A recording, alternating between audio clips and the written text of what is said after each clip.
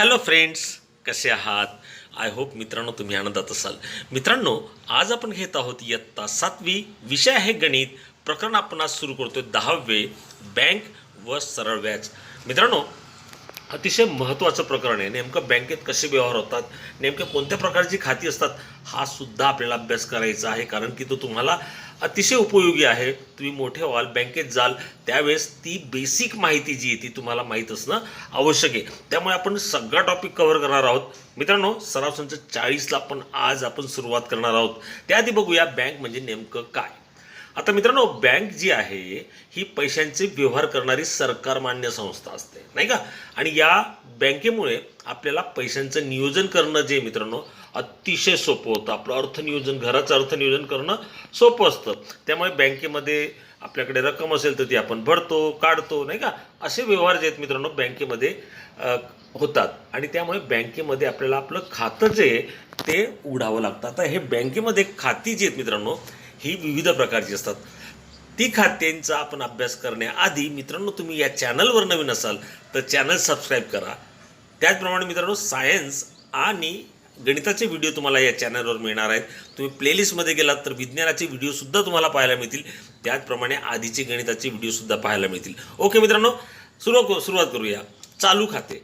आता मित्रांनो, खात्यांचे जे प्रकार आहेत त्यापैकी एक खातं आहे ते म्हणजे चालू खाते, ज्याला आपण इंग्लिशमध्ये मित्रांनो म्हणतो करंट अकाउंट, नाही का? मग आता या करंट अकाउंटमध्ये नेमकं काय असतं? हे करंट अकाउंट म्हणजे नेमकं काय मित्रांनो, तर तुमच्या लक्षात येईल. आपण बँकेत जातो म्हणजे नेमकं काय करतो तर एकतर पैसे काढायला जातो किंवा पैसे ठेवायला जातो. मग मित्रांनो, आपण काही नेहमी जात नाही बँकेमध्ये. समजा तुम्ही लहान आहात, परंतु तुमचे पालक जे ते निश्चितच बँकेमध्ये जात असतील. काही वेळेस काही आपले असे बिझनेस असतात किंवा अशा नोकऱ्या असतात की आपल्याला पुन्हा पुन्हा बँकेत जावं लागतं, पैसे काढावे लागतात, पैसे ठेवावे लागतात. मग मित्रांनो, व्यापाऱ्यांसाठी मुख्यतः रोज पैशांचे व्यवहार करावे लागतात, नाही का? म्हणजे यामध्ये खातेदार जो आहे तो एका दिवसामध्ये किती वेळा पैसे ठेवू शकतो किंवा काढू शकतो. त्यामुळे याला म्हटलं जातं करंट अकाउंट, चालू खाते. म्हणजे चालूच असतं ते. तुम्ही एका दिवसात 4दा जा, 5दा जा, दुसऱ्या दिवशी जा, महिन्यातनं 30दा जा, 50दा जा, 60दा तुम्ही जाऊ शकतात, नाही का? आणि मग ती पैशांची देवघेव जी आहे ती मित्रांनो तुम्ही कितीहीदा करू शकतात. त्याला आपण म्हणतो चालू खाते.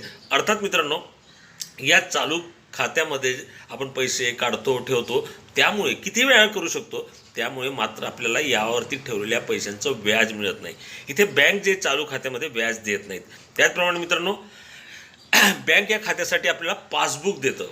ते आपल्याला तुम्ही तुमच्या पालकांचं पासबुक जे ते चेक करू शकतात, पाहू शकतात नेमकं त्या पासबुकमध्ये काय असतं. तसं आपण पुढे पासबुकचा अभ्यास करणारच आहोत. त्याचप्रमाणे मित्रांनो, जर आपण मागणी केली तर आपल्याला चेकबुकसुद्धा बँकेकडनं मिळत असतं. हे आहे चालू खातं.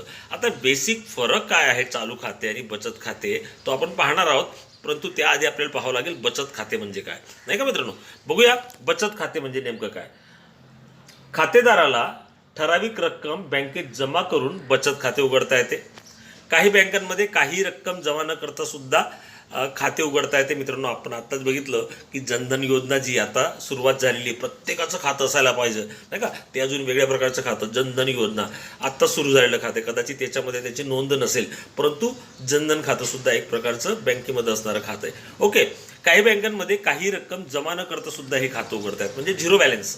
तुमच्याकडे बॅलन्स असेल तरी सुद्धा तुम्हाला खातं ओपन जे ते करता येतं.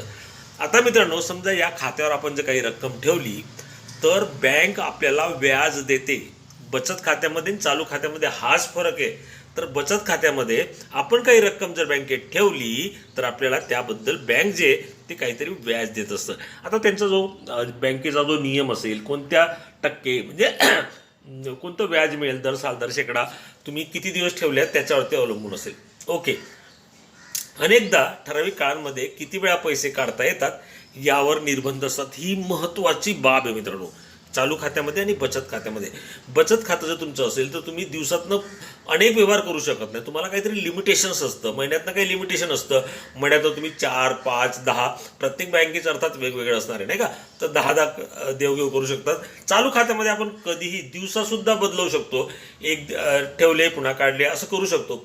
विशेषतः व्यापाऱ्यांना पैशांची गरज असते, त्यांचे असे व्यवहार होत असतात. आणि सर्वसाधारणपणे माणसं जे आहेत मित्रांनो बचत खाते ठेवतात, कारण की त्यांना रोज बँकेत जायची गरज नसते. त्यामुळे जेवढे बँकेत पैसे ठेवलेत तर त्याचं व्याजही मिळतं. हाच तर मुख्य फरक आहे मित्रांनो चालू खाते आणि बचत खात्यामध्ये. आय होप तुम्हाला हा कळाला असेल. या खात्यासाठी सुद्धा मित्रांनो बँक जे पासबुक आणि चेकबुक जे ते आपल्याला देत असतं. पुढे बघूया मित्रांनो आवर्ती ठेव खाते. आता मित्रांनो आवर्ती म्हणजे काय, रिकरिंग, पुन्हा पुन्हा नाही का, म्हणजेच काय, या खात्यामध्ये दर महिन्याला ठराविक रक्कम जी मित्रांनो ही जमा करावी लागते. आपल्याला जमा करतात ती किती असावी ते आपल्यावरती असतं, आपण ठरवणार आहोत. ते जर आपल्याला बचत करायची असेल तर आपण आवर्ती ठेव खातं जे ते ओपन केलं पाहिजे. मग ठराविक रकमेमध्ये ठराविक रक्कम जी ती दर महिन्याला मात्र ती बँकेमध्ये आपल्याला जमा करावी लागते. अर्थातच मित्रांनो आपण ठराविक रक्कम बँकेत दर महिन्याला जमा करतो, त्यामुळे या आवर्ती ठेव खात्यामध्ये मिळणारं जे व्याज आहे बँकेकडनं ते आपल्याला जास्त असतं. जे बचत खात्यामध्ये असतं त्याच्यापेक्षा व्याज आपल्याला जास्त मिळतं. त्यामुळे खातेदाराची काय होते, सक्तीची बचत होते आणि पुन्हा त्याच्यावर व्याजही आपल्याला मिळतं. त्यावर आपल्याला बँकही पैसा देते.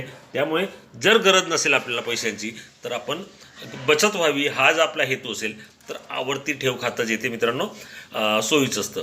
उपयुक्त खात्यांमध्ये बँकेत कधी कधी संयुक्त खाते असणे सोयीचे असते. आता संयुक्त खाते असणे म्हणजे मित्रांनो काय, समजा तुमच्या वडिलांचं खातं आहे तर तिथेच आईचं नाव टाकायचं नाही का, म्हणजे आई वडील दोघं, समजा वडिलांना काही काम बाहेरगावी गेले असतील त्यावेळेस जर काढायचं असेल तर मग आईसुद्धा ते पैसे काढू शकते. किंवा पालक व पाल्याचं खातं जे मित्रांनो तुमचंही कधीतरी बघा वेगवेगळ्या योजनेमध्ये जर स्कॉलरशिप वगैरे मिळत असेल तर त्यावेळेस तुमचं आणि पालकांचं संयुक्तित खातं जे आहे मित्रांनो ते केलेलं असतं नाही का. तसेच काही व्यवसायांमध्ये भागीदारी असतात, बरेचसे दुकानदार आहेत, कारखानदार आहेत, यांची भागीदारी असते. मग त्यांच्या एकाच नावावर असून चालत नाही, तर अनेक नावं त्यामध्ये येऊ शकतात आणि आपण भागीदारी ती करू शकतो. हाऊसिंग सोसायटी असतील, त्याचप्रमाणे सेवाभावी न्यास असतील इत्यादींसाठी बँकेतील खाते जे आहेत मित्रांनो एकाहून जास्त व्यक्तींना वापरण्याचं जरुरीचं असतं. त्यामुळे त्या अशा खात्यांना आपण संयुक्त खाते म्हणतो, ते आपण करू शकतो. ओके, पुढे बघूया मित्रांनो. पुढचं खातं आहे थोडक्यात फिक्स्ड डिपॉझिट, याला म्हणतो. खातं म्हणण्यापेक्षा फिक्स्ड डिपॉझिट, FD ज्याला आपण म्हणतो, शॉर्ट फॉर्म त्याचा FD आहे. आता ठराविक रक्कम जी मित्रांनो ही काही कालावधीसाठी बँक जमा करून ठेवतो आणि मग या ठेवींवर बँक जे येतो मित्रांनो हा सर्व खात्यांपेक्षा जास्त व्याजदर देते. FDला व्याजदर जास्त असतो, कारण की हे FD केल्यानंतर जर समजा आपण ती 1 वर्षासाठी, 2 वर्षासाठी, 3 वर्षासाठी आपण फिक्स डिपॉझिट ठेवतो. आता 3 वर्षासाठी जी एखादी रक्कम आपण ठेवली तर मित्रांनो ती आपल्याला 3 वर्षाच्या आधी काढता येणार नाही. त्यामुळे 3 वर्ष ती रक्कम बँकेला मिळणार आहे, बँकेला वापरायला मिळणार आहे नाही का. मग त्यामुळे अशा ज्या FD असतात किंवा अशा ज्या मुदत ठेव असतात त्यांच्यावरती बँक जी मित्रांनो सर्वात जास्त व्याज देत असते. त्याचप्रमाणे जे ज्येष्ठ नागरिक आहेत त्यांना तर इतर दरांपेक्षा थोडा दर जो तो वाढवून मिळत असतो. ओके, आय होप मित्रांनो हेही तुम्हाला कळालं असेल. आपले मुदत ठेव झालं आहे, त्याचप्रमाणे आवर्ती ठेव, त्याचप्रमाणे बचत खाते आणि चालू खाते यांचा तुम्हाला कळालं असेल नेमकं काय आहे ते. ओके, पुढे बघूया मित्रांनो आपण क्रेडिट, ATM आणि डेबिट. आता मित्रांनो ATM कार्ड तर तुम्ही तुमच्या पालकांचं पाहिलं असेल नाही का. आता ते ATM कार्ड जर बघितलं तर त्यालाच आपण काय म्हणतो, ऑटोमॅटेड टेलर मशीन. या कार्डाचा उपयोग करून आपण बँकेत न जाता आपण त्या जी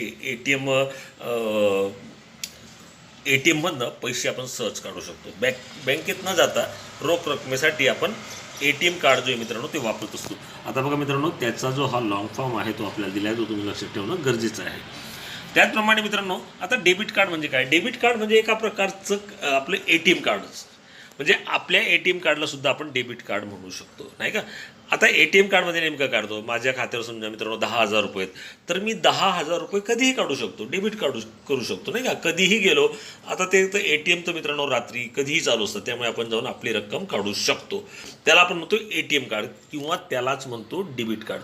आता राहिला प्रश्न फक्त क्रेडिट कार्डचा. हा जो क्रेडिट कार्ड आहे याच्यामध्ये नेमका काय फरक आहे डेबिट कार्डमध्ये, तर मित्रांनो डेबिट कार्डमध्ये किंवा ATM हे सारखेच समजूया, डेबिट कार्ड आणि ATM हे एकच आहे. आणि क्रेडिट याच्यात काय फरक आहे, तर क्रेडिट कार्डमध्ये मित्रांनो समजा माझ्या खात्यावरती 10,000 रुपये आहेत आणि मला एखादी वस्तू घ्यायची आहे, ती आहे 15,000 रुपयाची, तरी मी ती घेऊ शकतो ते जर माझ्याकडे क्रेडिट कार्ड असेल तर. अर्थात बँका जे आहेत या क्रेडिट कार्ड देताना काहीतरी स्लॅब ठरवून देतात, 1,00,000 50,000 असं या पद्धतीने क्रेडिट जे ते आपल्याला मिळू शकतं. अर्थात मित्रांनो त्यावेळेस माझ्याकडे पैसे नसतील तर मला ते क्रेडिट मिळू शकतं. बँक ते माझे पैसे भरणार, माझ्या खात्यात पैसे नसताना सुद्धा बँक भरणार. परंतु ज्यावेळेस माझ्या खात्यावर पैसे येतील त्यावेळेस मात्र ते मला ॲटोमॅटिकली ते मित्रांनो त्या बँकेकडे कन्वर्ट होतील. असं हे क्रेडिट खातं. आपल्याकडे पैसे ऐन वेळेस नसतील तरीसुद्धा आपल्याला बँक क्रेडिट देते आणि आपले पैसे बँक भरते. अर्थातच ते पैसे आपल्याला व्याजासह परत करावे लागतात. ओके, पुढे बघूया. आता मित्रांनो इथे आपल्याला चर्चा करायची आहे. तुम्ही बँकेचे पासबुक पाहिले आहे का? या ठिकाणी बँक पासबुकचे एक पान दिले. अर्थात मित्रांनो तुम्ही तुमच्या पालकांचं पासबुक पाहू शकतात. ते सेम याच पद्धतीने असतं. बघूया आपण नेमके काय कॉलम असतात त्यामध्ये. तर बघा मित्रांनो इथे पहिला कॉलम आहे ओळख क्रमांक, म्हणजे थोडक्यात पहिली लाईन येते. तारीख दिली आहे 2/2/16. तपशील ब्यौरा म्हणजे पर्टिक्युलर्स नेमके काय, तर कॅश भरली असेल किंवा काढली असेल ते पुढे दिलं असेल. बघा आता कॅश आहे त्यामुळे चेक नाही आहे. रक्कम काढली किंवा निकाली गई रक्कम, आता ही काढली तर डॅश आहे म्हणजे काढलेली नाही आहे. तर ही रक्कम ठेवली आहे, जमा की गई रक्कम, नाही का. म्हणजेच काय केलं, कॅश ठेवली आहे ती किती, 1,500 रुपये. ओके, मग शिल्लक किती, तर 7,000 झाले. अर्थातच मित्रांनो मग या खातेदाराकडे आधी 5,500 रुपये असले पाहिजे. मग 5,500 आणि हे 1,500 असे त्याच्याकडे एकूण झाले 7,000 रुपये. ओके, आता पुढची ओळ बघूया. मग पुन्हा हा 8 तारखेला गेला. यावेळेस त्याने चेक जमा केला. चेक क्रमांक जो मित्रांनो हा दिला इथे बघा 232,069. आता तुमच्या पालकांकडे चेक असेल तर तुमच्या पालकांना विचारा, नेमका चेक नंबर तर मोठा असतो पण कोणता चेक नंबर असतो, कोणते विशिष्ट ते 6 अक्षर असतात ते तुमचे पालक तुम्हाला सहज सांगतील, कारण की आता प्रत्येक घरात चेकबुक आहे. ओके, आता इथे सुद्धा रक्कम ठेवलेली आहे 5,000. जमा की गई रक्कम आहे म्हणजे हा चेक त्या माणसाला मिळाला असेल, कोणाकडनं तरी मिळाला असेल आणि त्याने तो बँकेत जमा केला. मग तो ज्यावेळेस मित्रांनो हा 5,000चा चेक हा जो आहे मित्रांनो हा जमा झाल्यानंतर त्याच्याकडे होते आधी 7,000, नंतर चेकद्वारे त्याने 5,000 जमा केले. एकूण रक्कम झाली त्याची 12,000 रुपये. अशा पद्धतीने ही दुसरी ओळ आहे. बघूया तिसरी ओळ नेमकी काय दिली. तर पुन्हा तो 12 तारखेला गेला. पुन्हा चेक तिथे आहे, पुन्हा या चेकचा क्रमांक आहे. आता रक्कम काढली. आता त्याने त्या चेकद्वारे रक्कम काढली आहे ती किती, 3,000 रुपये काढली. बघा मित्रांनो ही काढली आहे नाही का. मग 3,000 काढली, त्याच्याकडे बॅलन्स होता 12,000 रुपये. तर 3,000 काढल्यानंतर किती शिल्लक राहिले, तर 9,000 रुपये शिल्लक राहिले.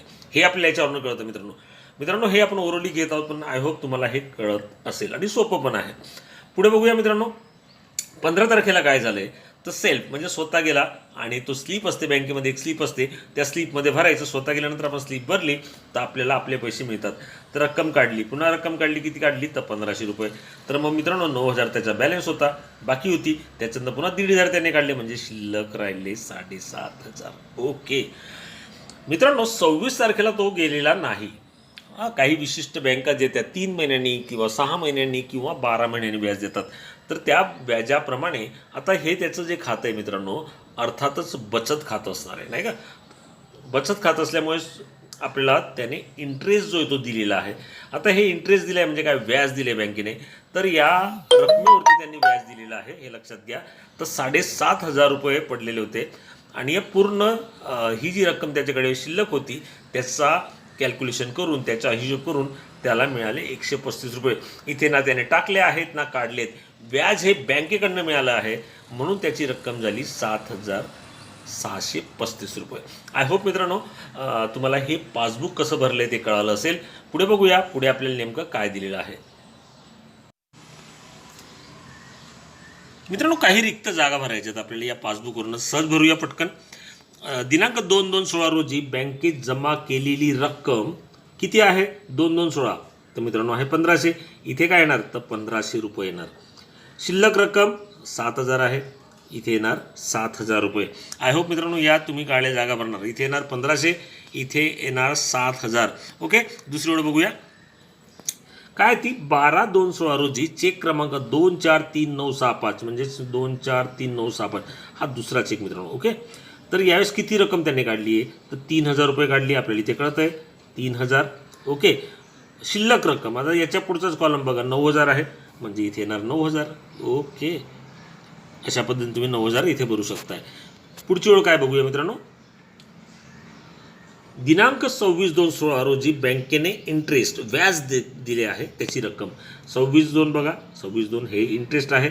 याच्या समोरचा कॉलम बघा 135 रुपये व्याज दिलेले आहे. हे तुम्हाला सर्च करता येईल मित्रांनो. आय होप तुम्हाला हे सुद्धा कळालं असेल किंवा हे सुद्धा तुम्ही भरू शकाल. ओके, पुढे बघूया मित्रांनो. मित्रांनो इथे काही गणितं दिलेली आहेत ते आपण बघणार आहोत. थोडक्यात बघूया इथे काय दिलं आहे. सुविद्याने संगणक खरेदीसाठी दर साल दर शेकडा 8 दराने बँकेकडून 30,000 रुपये एका वर्षासाठी कर्जाऊ घेतले. मुदत पूर्ण झाल्यावर घेतलेल्या रकमेपेक्षा तिला 2400 रुपये जास्त द्यावे लागले किंवा जादा द्यावे लागले तर खालील चौकटीत योग्य संख्या भरा. तर मित्रांनो आता इथे बघा हा मुद्दल. आता मुद्दल म्हणजे नेमकं काय. मुद्दल म्हणजे जी रक्कम बँकेकडनं घेतलेली आहे ती म्हणजे इथे जे दिसते आपल्याला 30,000 रुपये ही मुद्दल आहे, ही बँकेकडनं घेतलेली आहे. म्हणून इथला जो कॉलम आहे इथे भरणार आपण 30,000 रुपये. इथे मित्रांनो भरणार तुम्ही 30,000 रुपये हे लक्षात घ्या. व्याजाचा दर काय आहे बघा 10/7/10 याचा अर्थ दर साल दर शेकडा 8 दराने म्हणजे व्याजाचा दर आहे 8 हे लक्षात ठेवा. व्याज किती भरलंय तर रकमेपेक्षा तिला 2400 रुपये मित्रांनो जास्त द्यावे लागले. हे 2400 रुपये तिला जास्त द्यावे लागले म्हणजे व्याज दिले आहे 2400 रुपये. ओके, वर्ष आता वर्ष जे आहेत मित्रांनो आपल्याला इथे दिले मुदत पूर्ण झाल्यावर. सुरुवातीलाच इथे म्हटलं होतं एका वर्षासाठी त्यामुळे मुदत असणार 1 वर्ष. इथे येणार 1. तर बँकेत परत केलेली एकूण रक्कम किती. आता मित्रांनो बँकेकडनं घेतले होते 30,000 रुपये परंतु त्याबद्दल त्यांना व्याज जे ते आपल्याला द्यावं लागलं नाही का. तर त्यामुळे तेही लिहिणं गरजेचं आहे. बँकेत परत केलेली एकूण रक्कम म्हणजे 30,000 आणि व्याज जे ते दिले 2400 म्हणजे अधिक 2400 याच्यात केले यांची बेरीज केली तर आपल्याला काय मिळतंय तर 32,400 रुपये एवढे आपल्याला बँकेला परत करावे लागले सुविद्याला. ओके, आय होप मित्रांनो हे तुम्हाला कळालेलं असेल.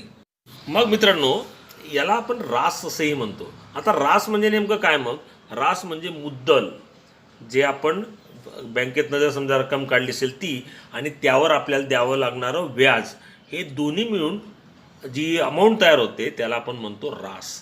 रास म्हणजे मुद्दल अधिक व्याज हे लक्षात ठेवणं तुम्हाला गरजेचं आहे. मित्रांनो ज्यावेळेस आपण व्याज काढतो बँकेतनं तर ते नेमकं कसं काढलं जातं ते आपण बघूया. आता या ठिकाणी काही संज्ञा ज्या आहेत ते तुम्हाला लक्षात ठेवायचे आहेत. त्या म्हणजे काय बघा. आता इथे लक्षात घ्या म दिलाय. मचा अर्थ काय तर मचा अर्थ मुद्दल इथे दिलाय बघा. मचा अर्थ आहे मुद्दल. दचा अर्थ काय तर व्याजाचा तो दर असेल जो दर साल दर शेकडा दिला असतो तो. आणि क म्हणजे काय तर मुदत ज्याला आपण काळ असे म्हणतो.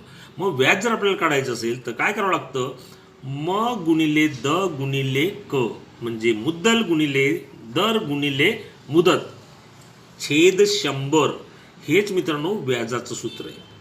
जर एखाद्या रकमेवर आपल्याला व्याज काढायचं असेल तर त्यासाठी ती रक्कम किती आहे त्याचा व्याजाचा दर किती आहे आणि मुदत किती आहे हे माहीत असणं गरजेचं असतं. हे माहीत झालं तर आपण या सूत्रानुसार सरळ व्याज जे मित्रांनो ते काढू शकतो. रास म्हणजे तुम्हाला आधीच सांगितले रास म्हणजे काय मुद्दल अधिक व्याज बरोबर रास. अशा पद्धतीने आपण एकूण व्याज किंवा रास जे मित्रांनो सहज काढू शकतो. चला मित्रांनो सुरुवात करूया सराव संच 40ला. बँक व सरळ व्याज. मित्रांनो आताच मी सांगितल्याप्रमाणे म म्हणजे काय मुद्दल, द म्हणजे व्याजाचा दर, क म्हणजे मुदत किंवा काळ जो वर्षामध्ये असतो आणि रास म्हणजे काय मुद्दल आणि व्याज. मात्र व्याज कसं काढणार व्याज बरोबर म म्हणजे मुद्दल गुणिले द म्हणजे व्याजाचा दर आणि क म्हणजे मुदत छेद 100 या सूत्राचा वापर करून आपण मित्रांनो व्याज काढू शकतो आणि नंतर आपण रास काढू शकतो. चला मित्रांनो सुरुवात करूया. सराव संच 40 पहिलं गणित. रिहानाने रुपये 1500 शाळेतील संचिकेमध्ये दर साल दर शेकडा 9 दराने 2 वर्षासाठी ठेवल्यास तिला एकूण किती रक्कम मिळेल. मित्रांनो सुरुवात करूया. आता इथे जर लक्षात घेतलं तुम्ही तर म जो आहे किती आहे, म म्हणजे काय, आता शॉर्ट फॉर्म आपण लिहिणार आहोत. म म्हणजे मुद्दल, ते आहे किती मित्रांनो, तर तुमच्या लक्षात येईल ₹1500. लिहा रुपये, हे रुपयाचं साइन आहे, 1500 हे आहे मित्रांनो मुद्दल. आता इथे दर जर बघितला तर तो किती आहे, म्हणजे द ने आपण दर्शवतो द, तर दर साल दर शेकडा 9 लिहून टाका. द आहे द सा द शे दर साल दर शेकडा, म्हणजे थोडक्यात 9. ओके. आणि क किती आहे मित्रांनो, म्हणजे काळ जो आहे तो किती आहे तो आपण बघणार आहोत. तर 2 वर्षासाठी काळ, मुदत जी आहे ती आहे 2 वर्ष. हे लक्षात घ्या. म द क म्हणजे काय, मुद्दल, दर आणि काळ. लिहूया. क बरोबर आहे मित्रांनो 2 वर्षे. तर आपल्याला काय काढायचं, तर आपल्याला आधी व्याज काढावं लागेल.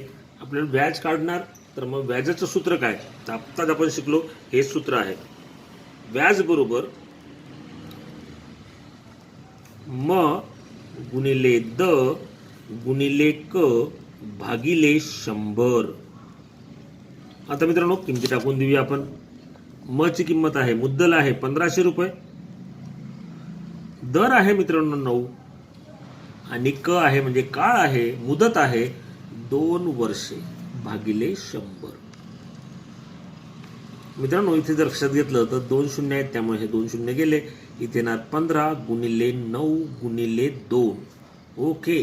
15 गुणिले 9 मित्रांनो, 15 9 35 असे 135 गुणिले 2, आणि 135 गुणिले 2 गुणाकार करा. बे 5 10, हच्च्याला 1, बेत्रिक 6 ने 1 7, आणि बे 1 बे म्हणजे ₹270. आता हे मित्रांनो आलंय व्याज. व्याज आलं 270. आपल्याला विचारलेलं काय बघा, तिला एकूण किती रक्कम मिळेल, म्हणजे बघा 1500 ठेवले होते. आता इथे 9% दराने 2 वर्षासाठी व्याज तिला मिळणार आहे, जे आपण काढले 270. मग तिचे 1500 म्हणजे मुद्दल अधिक व्याज बरोबर रास असते. एकूण किती रक्कम मिळेल, म्हणजे रास किती मिळेल असं विचारलंय. तर मित्रांनो रासाचं सूत्र आहे, लिहूया. रास बरोबर मुद्दल अधिक व्याज, मुद्दल अधिक व्याज. ओके. आता मित्रांनो मुद्दल जे आहे ते होते 1500, आणि बँकेकडनं तिला व्याज मिळणार आहे ₹270. म्हणजेच किती, 1500 अधिक 270 म्हणजे रुपये झाले 1770. मग खाली विधान लिहूया. रिहानाला एकूण रुपये 1770 मिळतील. ओके. दुसरं गणित.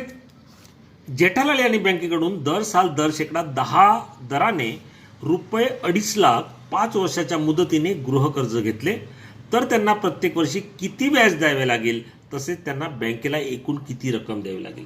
मित्रांनो सुरुवात करूया. इथे म म्हणजे मुद्दल दिले किती आहे, तर रुपये 2.5 लाख, 2,50,000 ही झाली मुद्दल. ओके. दर किती आहे मित्रांनो, द म्हणजे किती, द सा द शे नाही का, दर साल दर शेकडा, तो आहे आपल्याला दिलाय 10. ओके, तो आहे 10. त्याचप्रमाणे काळ म्हणजे मुदत, थोडक्यात नाही का, मुदतला आपण क ने दर्शवतो. तो किती आहे बघा, क म्हणजे आहे 5 वर्ष. आपल्याला विचारलं आहे मित्रांनो बँकेला एकूण किती रक्कम द्यावी लागेल, म्हणजे रास आपल्याला विचारली, एकूण रक्कम विचारली नाही का. त्याचप्रमाणे व्याज सुद्धा आपल्याला काढावं लागेलच नाही का, व्याज. ओके. आता मित्रांनो प्रश्न असा आहे, इथे काळ आपल्याला 5 वर्ष दिलेला आहे, परंतु आपल्याला प्रश्न विचारताना काय प्रत्येक वर्षी किती व्याज द्यावे लागेल असंही विचारले. म्हणजे प्रत्येक वर्षाचं म्हणजे एका वर्षाचं व्याज किती द्यावे लागेल असंही आपल्याला प्रश्न आहे. त्यामुळे आपण 1 वर्ष मुदत जरी 5 वर्षे असली तरी आपण नंतर ते 5 वर्ष मिळणार आहोत. आता प्रत्येक वर्षी किती व्याज द्यावे लागेल त्यासाठी आपण एका वर्षाचे व्याज करणार हे लक्षात घ्या. व्याज बरोबर मग इथे लिहूया. व्याज जे आहे ते व्याज बरोबर सूत्र आहे म गुणिले द गुणिले क छेद इथे येणार 100. मित्रांनो किमती ज्या आहेत त्या आपण टाकून देऊया. मुद्दल आहे 2.5 लाख, 2,50,000 गुणिले दर आहे मित्रांनो 10 आणि क इथे 5 दिला आहे, परंतु हे लक्षात ठेवा आपल्याला त्याने प्रत्येक वर्षी किती दिलाय, त्यामुळे आपण प्रत्येक वर्षाचं काढणार, म्हणजे एका वर्षाचं आपण आधी काढूया 1 वर्षाचं. हे लक्षात आलं असेल. नोट दिस स्टेप मित्रांनो, ही 5 वर्ष जरी दिली तर इथे क लिहितोय, कारण की प्रश्न थोडा फिरवला आहे. प्रत्येक वर्षी किती व्याज द्यायला असं विचारलं, त्यामुळे आपण इथे लिहिणार 1 भागिले 100. आता मित्रांनो इथे सुद्धा अतिशय सोपं आहे. 2 शून्य ते कॅन्सल करून देऊया. हा 1 शून्य गेला, हा 1 शून्य गेला, हा 1 शून्य गेला आणि हा 1 शून्य गेला. म्हणजे किती शिल्लक राहिले मित्रांनो, तर तुम्हाला लक्षात येईल फक्त 25 वरती किती शून्य आहेत, 3 शून्य आहेत, म्हणजे 25,000 रुपये. इथे लिहूया व्याज असेल 25,000 रुपये. हे काढलं आपण प्रत्येक वर्षाचं व्याज. ओके, कारण की आपल्याला विचारले प्रत्येक वर्षी किती व्याज द्यावं लागेल. मग आपण इथे लिहूया प्रत्येक वर्षी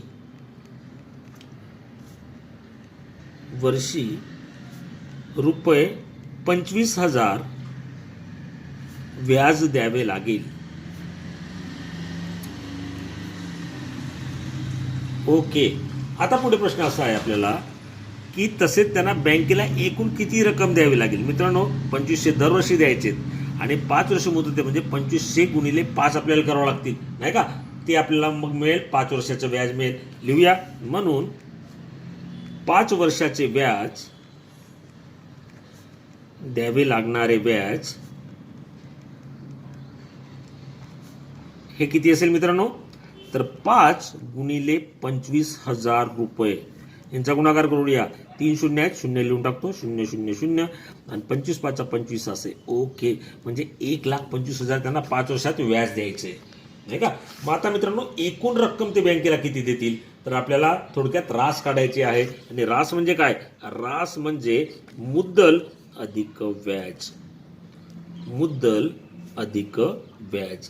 आता मुद्दल मित्रांनो किती होतं, जे त्यांनी काढलं होतं ते होतं 2.5 लाख रुपये, 2,50,000 रुपये. ओके, आणि व्याज द्यावं लागलं त्यांना 1,25,000, 1,25,000 रुपये.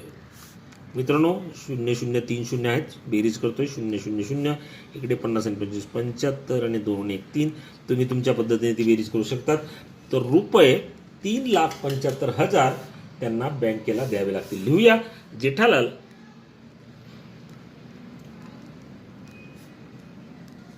यांना प्रत्येक वर्षी, बघा प्रत्येक वर्षी प्रश्न आपल्याला दिलं होतं, त्यामुळे आपण इथे लिहिणार प्रत्येक वर्षी रुपये 25,000 व्याज द्यावे लागेल.